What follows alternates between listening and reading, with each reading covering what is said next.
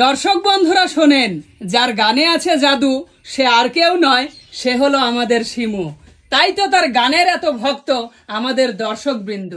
দর্শকদের জন্যই পাবনা ছেড়ে নাটোর আসা, বিনিময়ে চাই শুধু আপনাদের ভালোবাসা। উস্তাদ।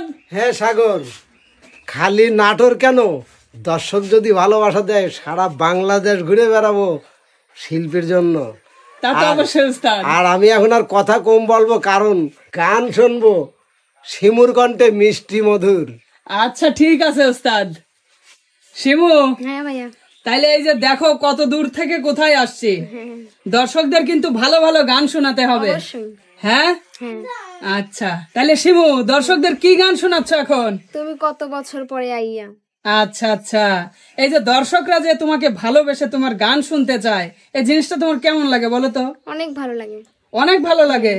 আচ্ছা, আমরা একটা জিনিস জানতে পারলাম, তুমি নাকি লেখাপড়া জানো না, তাহলে এত গান শেও কেমনে? হ্যাঁ, পড়ালেখা জানো? কোন ক্লাসে পড়ো? বাহ বাহ, বেশ বেশ, তাহলে তো আমরা ভুল শুনছি উস্তাদ। হ্যাঁ হ্যাঁ, নাকি আমারও শোনা একটু ভুল হয়েছে। আচ্ছা আচ্ছা, দর্শক বন্ধুরা, শিমু হচ্ছে 9-এ পড়ে, ও নতুন নতুন গান শেখে, আপনাদের শোনাবে। তো এখন একটি গান বলবে, আপনারা শুনতে থাকুন, আশা করছি আপনাদের ভালো লাগবে।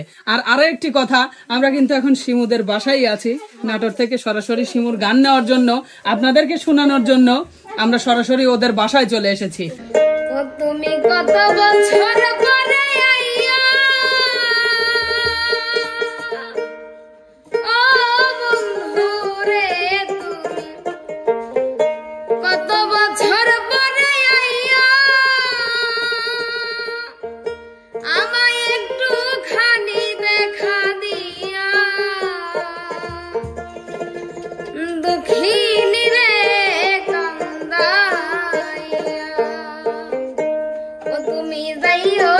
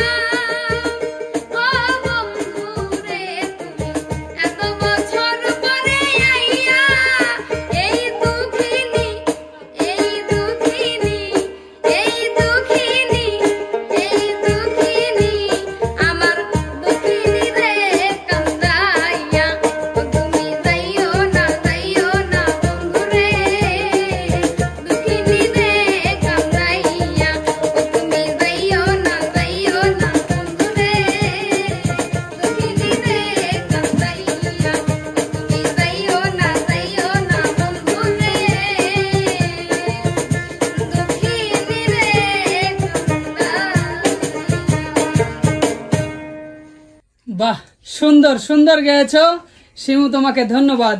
আর সুপ্রিয় দর্শক, গানটি আপনাদের কাছে কেমন লেগেছে কমেন্ট করে জানাতে ভুলবেন না। ভালো লাগলে অবশ্যই লাইক কমেন্ট শেয়ার করে এসএস প্রতিভার সাথে থাকবেন। ধন্যবাদ সবাইকে, সবাই ভালো থাকবেন, সুস্থ থাকবেন। আল্লাহ হাফেজ।